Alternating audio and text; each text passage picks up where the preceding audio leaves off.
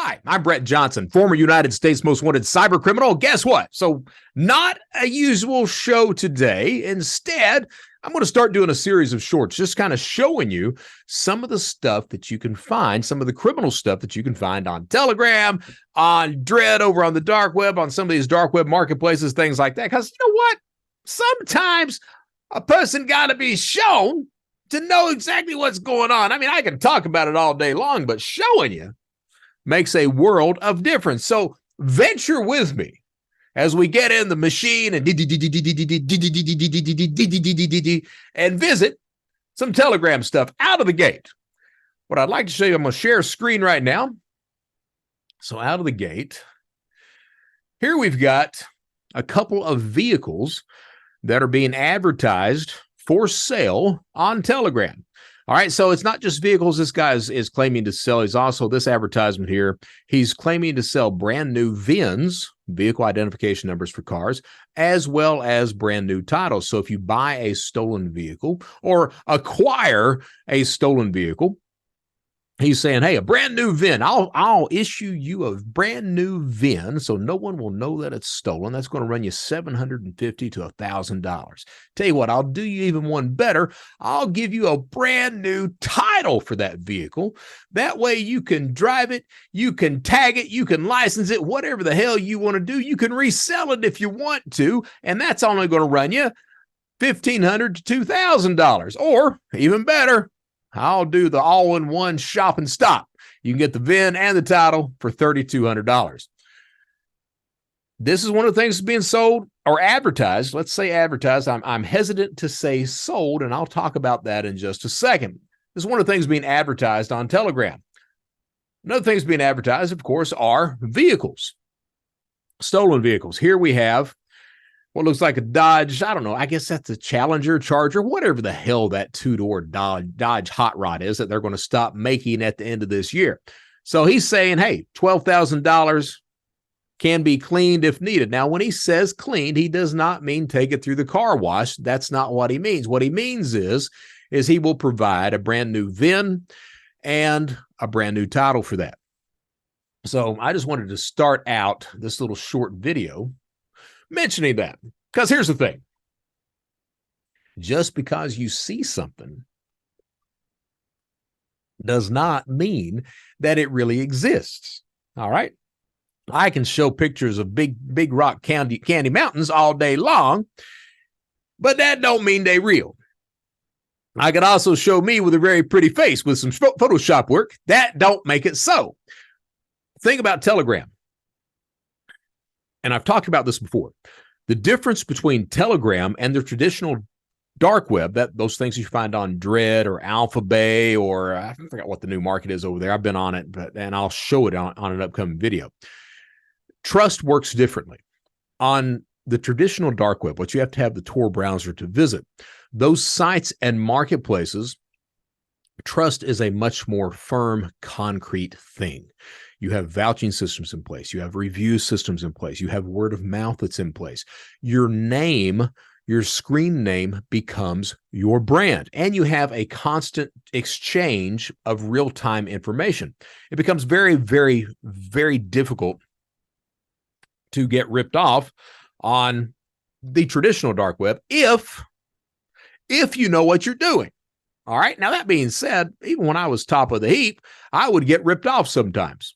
But I was okay with that. I considered it a cost of doing business. But trust is a much more coherent thing on the dark web. It is not like that on Telegram.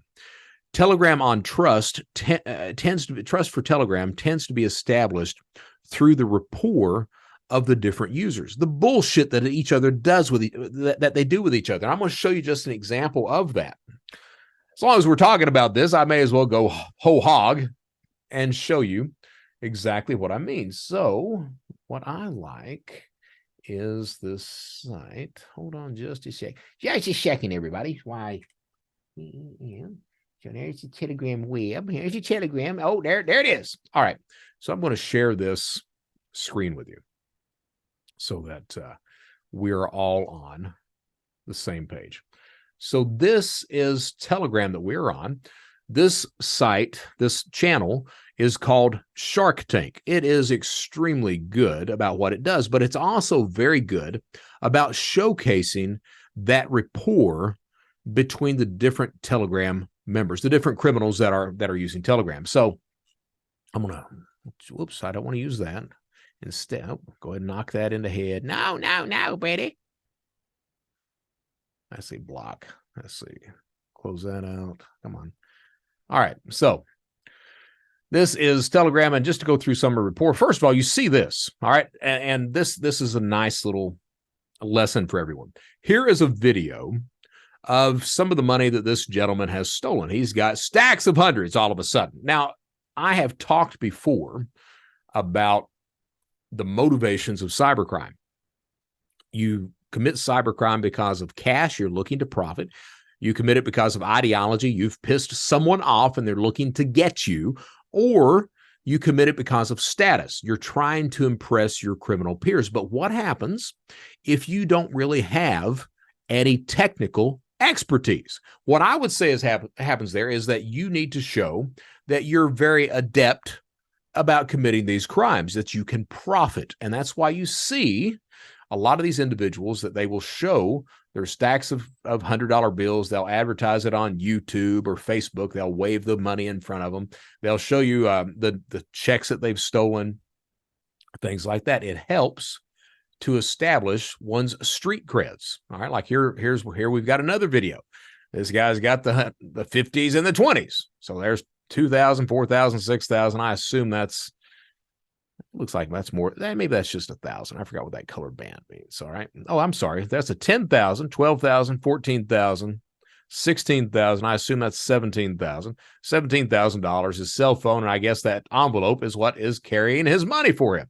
So if you're able to show the amounts of money that you're able to steal, it absolutely leaves an impression on your criminal peers. And that's just one aspect of this.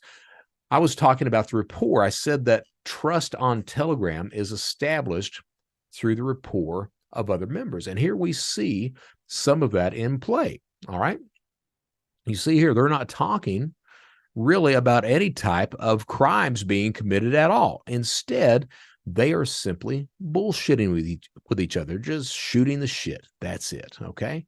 That's all they're doing. All right. They're building rapport with each other. And because of that rapport, and it typically is strictly English speakers that engage in this bullshit, but because of that rapport, trust is established. What that actually means is, and here's what's kind of interesting. What that actually means is that the degree of trust on Telegram is much more fluid. And because it's much more fluid, a lot of the stuff that's advertised for sale on Telegram, the criminal goods and services, a lot of the stuff that's advertised for sale simply doesn't exist. About 70% of everything that you see on Telegram is bullshit. It's simply one criminal trying to defraud another criminal. I would argue, and I'm not saying there's not any stolen vehicles for sale on Telegram, because as soon as I say that, somebody's going to come up and give me some sort of concrete example. But I would say that it is extremely unlikely that you would have a stolen vehicle for sale. Why? Well, because I can part out that Dodge, and probably double my money. I'm going to sell it for $12,000 when I can part it out and make 21. Why would I do that? I'm probably not going to do that, especially considering there are platforms online that I can list the parts for and get rid of them pretty quickly and easily and profitably. So I'm probably not going to do that. You can do rental scams with the cars. I mean, there's any number of things that you can do instead of getting online and trying to sell a stolen vehicle to other criminals, knowing that law enforcement is all over this bullshit. Probably not true. It does. Here's the thing. It does help out that yours truly, your friendly neighborhood former most wanted United States cyber criminal, it turns out that I am not, wrong channel. Let's share this other thing. It turns out that I am not completely unschooled in how this stuff works. So this guy, his name is AMG Boys. All right. He's got 248 subscribers. The channel is closed. not only that, but he likes to advertise on Shark Tank. Not only that, but it was only like a month and a half ago that he changed his screen name. And his screen name prior to that suggested that he was a bit of a scammer. Not only that, but some of the feedback on this gentleman suggests that he is a scammer. Not surprising. This is the same individual who is also selling the supposedly new VINs, new titles, or the combination pack for $3,200. When I was committing crime,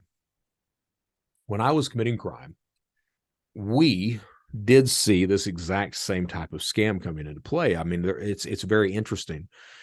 The idea for a criminal is very interesting. The idea that you can go and steal a Porsche or rent a high quality luxury vehicle and then make the thing disappear, come up with a brand new title and VIN and drive it. I mean, that's one of the things that we were very interested in. Turns out that that's very difficult to do a lot of the time. All right. So again, the idea that this exists, probably not, but I'll show you what does exist, which I think is even better. All right. I just wanted to say that because sometimes you see people, they'll start posting things and you can't take everything that's advertised as it being real. Most of the time it is not. Now on Shadow Crew, when I ran that, I insisted on having an open mind. Okay. Because as soon as you have that dogmatic view of the products or services that are coming into the environment, that's when you're really useless at that point in view. So I'm not saying that this stuff can't happen, but I'm thinking that it's very unlikely, especially if you're trying to sell this vehicle to other criminals. It's just more profitable for you to keep it yourself as a criminal, engage in any number of different types of scams with that vehicle or part it out. All right. So just be advised of that. All right. So moving right along. What I did want to talk about mainly today, and this is going to be like a 30-minute episode, but what I did want to talk about today is back over here on Telegram, and we're going to talk about Skimmers for a second. So this channel is the Skimmers site. So let's go ahead and show you what he's doing. He opened up this channel July 20th. He has 1,327 subscribers. He sells Skimmers for anywhere from, if you partner with him, $1,000 up to $2,500. He's got Skimmers, he's got keypad overlays, and he's got the cameras. Now, here's the thing.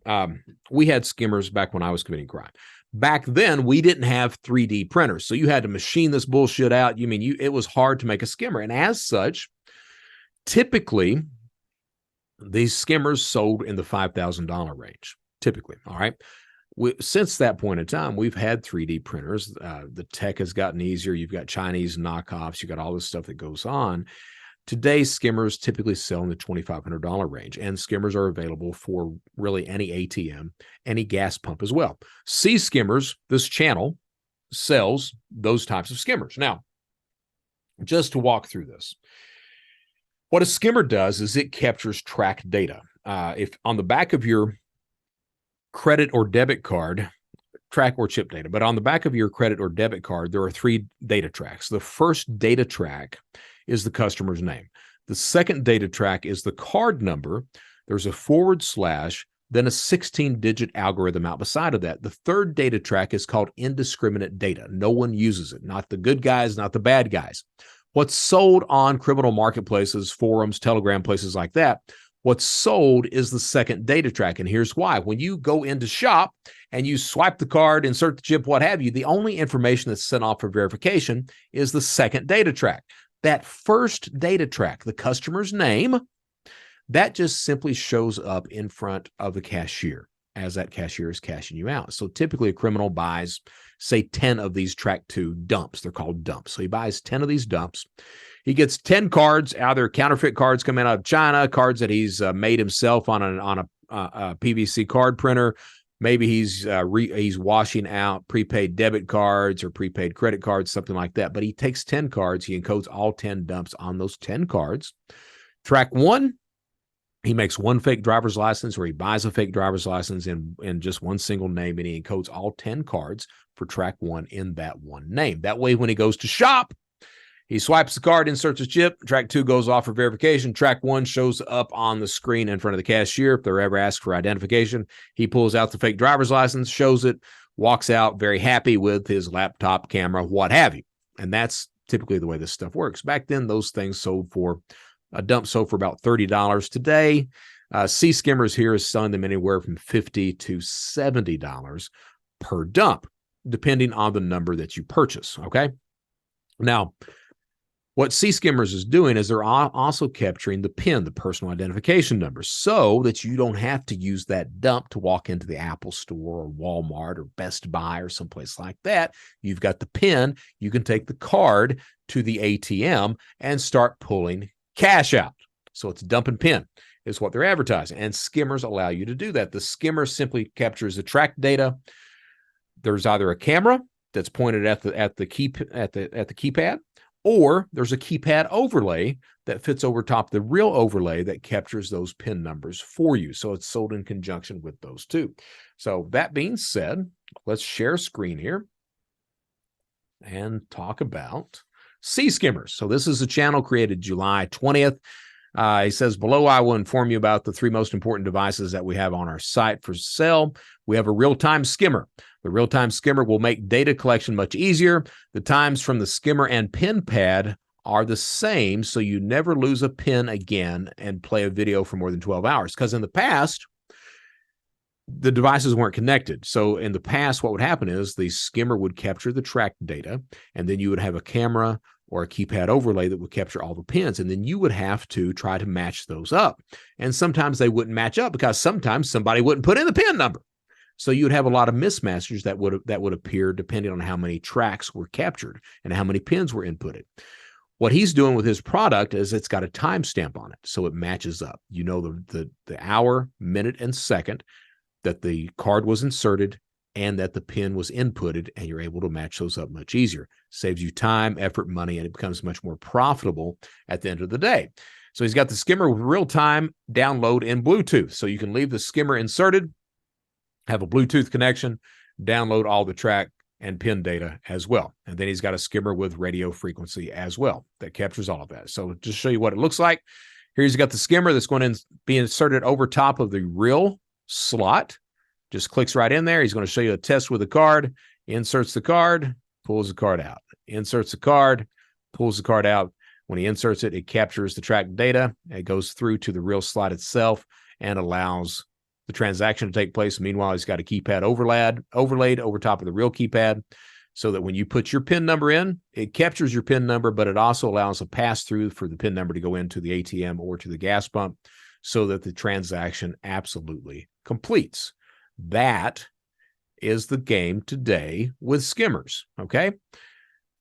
Here's what the actual setup looks like. He's got a small keypad if you need that. He's got the big keypad. There's the housing. There's the actual device that fits into the slot itself. There's a look at the large keypad. And he'll show the small keypad here in just a second. There's the small keypad as well, and that fits directly over top of the existing real keypads. Here's a picture of him packaging all the products up, getting ready to send something out for somebody who's purchased something on July 25th, 2023. He's getting everything packed up for this guy. Going to make sure he makes a lot of money. Here's something that's interesting as well. So it's not always a device that fits over top of the slot. Sometimes it's inserted into the slot itself. So an insertion skimmer.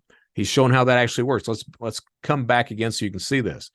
There's the tool. There's the skimmer, the L thing that right there that you see. He inserts it into the slot of the ATM or the gas pump, pulls it back out, pulls the tool out. It leaves the skimmer inside.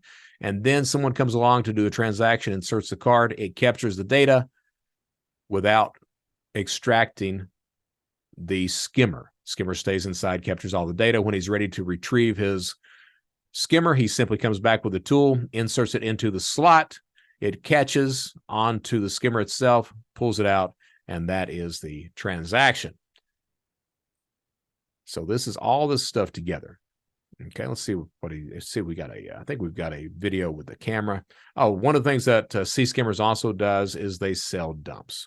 So here we have the track data that is being sold that he has been capturing along with the pins as well. Okay. So we've got that. Business can be good sometimes, so he offers a 10% discount at times, whatever you need. You need the keypad, you need the device that fits over top of the slot. You need the insertion, whatever. To show you how easy it is to install one of these things, here is a video of them actually installing the skimmer. He pulls up to a gas pump, gets out, opens the door. What's he got? He's got the skimmer in hand. That's the insertion skimmer right there. Puts it in there. He's got, all right, and it's inserted into the slot, comes back out, and that's it. Captures the track data as he inserts the card. That's how quickly skimmers are installed these days. So the idea that people had of, you used to hear this thing of make sure you jerk the slot where you put the ATM. That doesn't matter if you've got a skimmer that actually fits into the card slot. All right. He advertises skimmers for every single ATM, for every single gas pump as well. All right. These skimmers run anywhere from typically they run $2,500. That was for a Diebold. They run $2,500. If you are unable or you're too scared, you're a newbie. So let's say you're a newbie and you're not comfortable. You don't have $2,500 to spend. That's okay. You can partner with the C Skimmers. They charge $1,000. You send them $1,000. They will send you the skimmer, and they will also send you the keypad overlay or the camera. So they send this to you. The data that you're capturing with that, though, is encrypted. So you download the encrypted file, you send to them, they decrypt it, then they give you half of the dumps, they keep half of the dumps, or they will sell the dumps that you're capturing as well. This is a true benefit for a group like C Skimmers. Think of it like this. So I've talked about cybercrime as a service for a while. This illustrates that. They can build the skimmers. Being able to capture dumps from across the planet becomes very difficult because they're a very small group. But if they provide these skimmers as a service to individuals, all of a sudden they're getting real skimmed dumps and pins from across the planet. They become very quickly one of the premier providers of dumps on the planet. So that's what they're actually looking for. That's what they're trying to achieve. And that's what they are doing at this moment in time. All right. So let's see if there's anything else that I'd like to show on the C Skimmers channel. There's another video of how that tool goes into the slot itself. There's a skimmer. He inserts it in there. It leaves that in there. Then he tests it with a card. Insert, captures track data, pulls back out, comes back with a tool to retrieve the insertion skimmer. And there he comes back out. So he can install it at any other ATM that he wants to or gas pump that he wants to at that point in time. It really is that easy. Here are some of the new cameras that they're selling, how those are installed. And I can't I can. So let's go ahead and we're going to speed that up so that we can watch this really quickly. So there he is installing the camera in the housing. And of course, the housing will fit over top of the actual housing of the machine that they're capturing data from. Okay, and you see, you can't have a keypad overlay for that. So instead, you've got to have a camera that captures that specific type of track data. And there's what it looks like as it's actually typed in. You're capturing that track data. Timestamp also tells you at that point in time what track it corresponds to. That's just some of the things I wanted to show. So the question becomes, hey, what the hell? How do we protect ourselves? Because I know I've got people out there, cybersecurity people, you may already know the answers to this. But regular people, how do you protect yourself from these types of skimmers when now you cannot tell the difference between the real thing and a skimmer? You know, you can't really shake the slot if the damn skimmer's inside of the machine. The keypad, sometimes you can be able to tell that. I mean, but it takes some, because it's a magnet holding it on there, it takes some time to know that. I still say that you need to be aware of those types of devices because you still have the skimmers that are fitting over top of the existing slot. So absolutely shake that. Same thing for where the keypad is or the housing as well. See if that can be removed. Always do that. Even better, because sometimes they're secured pretty well. Even better is, and I hate to advise this, but it really is the best advice. If you're able to use a credit card instead of a debit card, always do that. If you're using a debit card, always go in to complete that transaction. Prepay for the gas. If you are in an area where you don't trust the environment, and that can be any place. These days, you've got gangs that own specific areas. So a gang, a cybercrime gang that used to be a street gang, will own all the skimmers that are in that specific area. All right. And they control that area. And they mean that. It's like the drug trade used to be. They mean that. And they enforce it with violence. So if you're in an area, be in an area that you trust. Now, that doesn't mean it's safe still. So you need to use your credit card where you can. If you can't use a credit card, head your ass inside and prepay for your gas. That's really the only thing that you can do. At the same time, it remains very important to keep your accounts monitored. You have to do this. We're in a world now where you can be stolen from and you don't know it unless you are monitoring your accounts. So you can think of it like this. You go to your gas pump. You insert your debit card in there. Maybe your credit card's not working to that point in time. Maybe you just forget. Maybe you don't have a credit card. But you insert your debit card in there. You put the PIN in there. There's a skimmer in there that you don't know about. You go about your day. Meanwhile, someone has captured that data. They've put it on a counterfeit card. They've got your PIN. They're going to an ATM and they're trying to steal every bit of money that you've got. If you're not monitoring that account, how much money can they steal before you know about it? So it becomes very important to remain vigilant at the end of the day. I've talked about this. It's always important to remain vigilant. Be aware of your surroundings. Be aware there are predators both in the physical world and the online world. That doesn't mean to be paranoid or scared, but it does mean to have that sense of awareness and your surroundings, to understand that skimmers are a real thing, identity theft is a real thing, and to always be on guard about that. All right, I'm Brett Johnson. This is Brett Johnson's show. This is a short for the day. We're going to get this out. Take a moment and subscribe if you don't mind. Stay safe out there. Stay secure. Stay vigilant. And remember, just do the right damn thing.